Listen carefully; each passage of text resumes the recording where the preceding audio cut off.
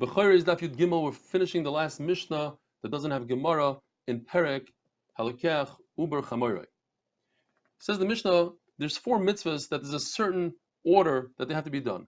When it comes to Petach Hamar, first you try to do the pidyon Petach Hamar with a seh, and if that doesn't work, then you do arifa, you decapitate the donkey from the back of its neck, and once you decapitate it, it's asur ba'ana, so you must bury it. Comes to a Amma Ivriya, the mitzvah of Yiyud, that you designate the Amma Ivriya to the master, comes before redeeming her. When it comes to the mitzvah of Yibum, Yibum comes before Chalitza Midaraisa.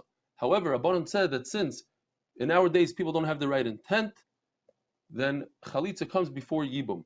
Rashi says most amazing thing. He says that if a person has the wrong intent by Yibum, then he's actually being over an Ishasish. So it comes out as following.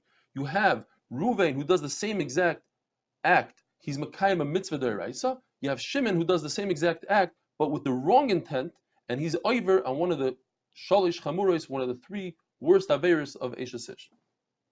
And finally, says the Mishnah, that if a person donates a non-kosher animal to the Beis HaMikdash, there's nothing they can do with it in the Beis HaMikdash, so you have to redeem it. The mitzvah of redemption falls upon the donator before anybody else.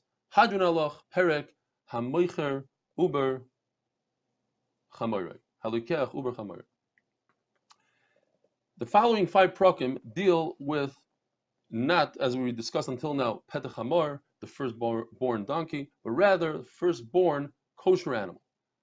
Says the Mishnah that, like we said earlier in the first parak, if there's any shutfus, any partnership between the Jew and a guy, then there is no bechira. 5 cases.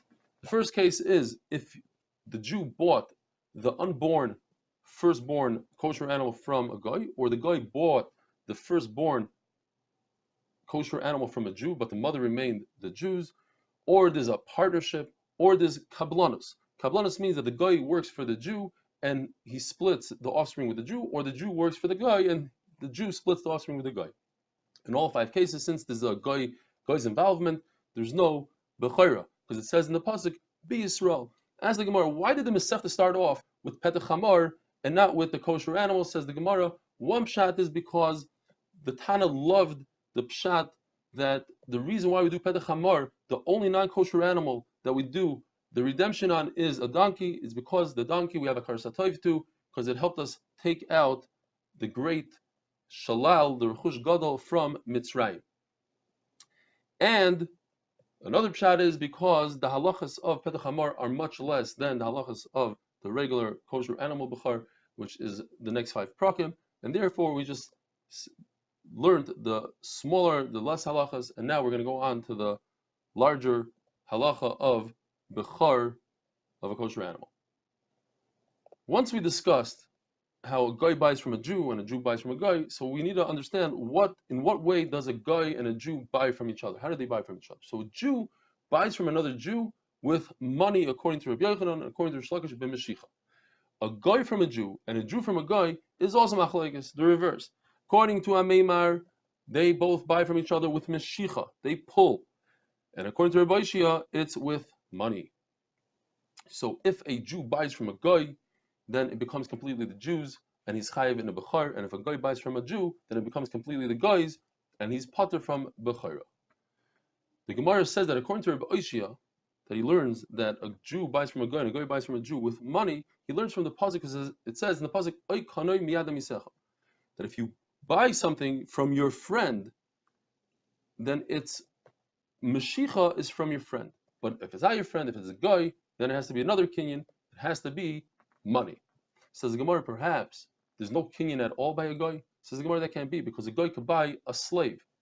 Perhaps you need 2 kinyanim, Meshicha and money. That can't be either, because when he buys a slave, there's only 1 kinyan. Maybe it's either or. Maybe it's money or Meshicha. That can't either be, because it can't be that he's better off than a Jew. A Jew only has 1 kinyan Meshicha, so a guy also has only 1 kinyan Kesef, according to Rabbi Yishua. According to Ameimar, so if Ameimar holds, like Rabbi Yochanan, that the kinyan is with money, so I have the pasuk Amisecha to teach us that when a guy buys from a Jew, then it's with Meshicha. But if Ameimar holds like Rish Lakish, that a Jew's kinyan is with Meshicha, and a guy's kinyan from a Jew is b'mashicha, so what does Amisecha come to teach us? Says the Gemara comes to teach us the concept of oina doesn't apply to a guy. That is, if you were overcharged a sixth, or you charge somebody else, you're undercharged a sixth, then you have to give back the difference. By a guy, you don't.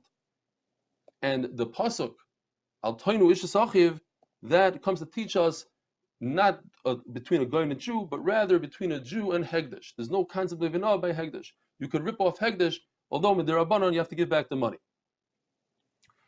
The Gemara brings an interesting brisa that seems to have a question on the concept of kinyan b'kesef and mashicha. The brisa says that if you buy scrap metal from a guy, scrap silver, and you find within the silver, you find avodah zarah.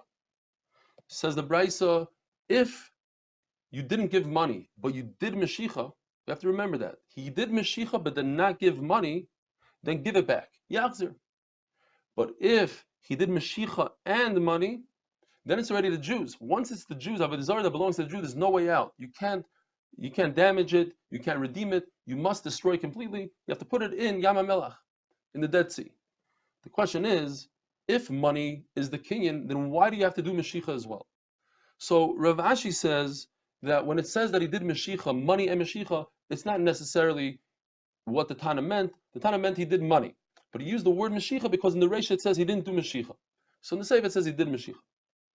Abaye says that the difference between the Reisha and the Sefer is that there's a mekach tos. In the Reisha, when he didn't give money, so there was no reason for him to check the metal to see that there's avodah zarah there, because if you don't give money, you don't check. But so that's a mekach tos, and therefore you can give back the money. You can give it all back. He gets a full refund. But if the Jew gave money, then it was his responsibility to check, and since he didn't check, then the avodah zarah becomes his, and he has to throw it out in Yam HaMelach. Rava says no. Both cases are a mekach tos. But where the Jew gave money, then it looks like he bought avodah zarah, then we don't allow him to get a refund. But where he didn't give money, then he could get his refund. According to Ravina says it doesn't really say in the Reisha, we have to be garish a little different. It says in the Reisha he didn't give money and he didn't do mashicha. He didn't do anything. So if he didn't do any kinyan, of course he could get his money back. What's the chiddush? The chiddush is that yachzer doesn't mean he gets his money back. Yachzer means he could take back his words, because typically there's a concept called mechusar amana.